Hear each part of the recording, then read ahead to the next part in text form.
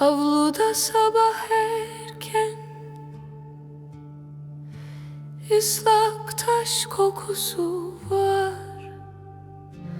Anamın yazması gibi içimde kırmızı bir yar. Sen gittin, kapı kaldı, eşik kaldı, iz kaldı. Bir de incecik sesin telden teline sardı.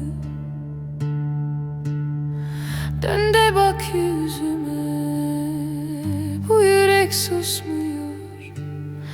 Geceyle yoruldum, adın içimden çıkmıyor. Gel geri, gel geri, kırık tellerim ağlar. Gel geri, gel geri, bu gönül seni çalar. Gel geri, gel geri, yolun beni bulsun. Gel geri, gel geri, adın bende kalsın.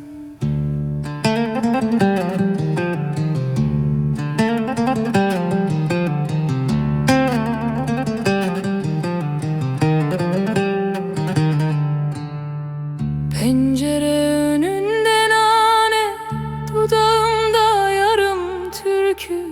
Seninle dolu bu ev, boşluğu bile mülkü.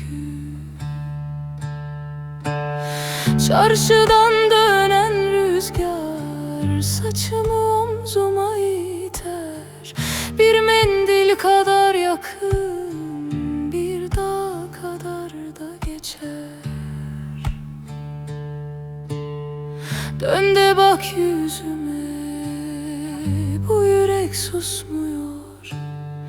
Geceyle yoruldum, adın içimden çıkmıyor.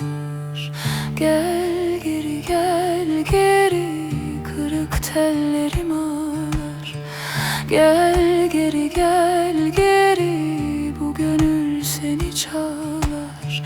Gel geri, gel geri, yolun beni bulsun.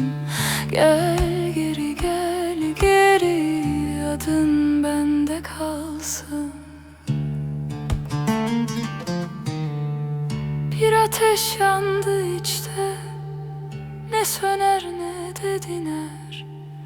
Su bile geçse üstümden, senin adın kalır yine. Gel geri, gel geri, kırık tellerim ağlar.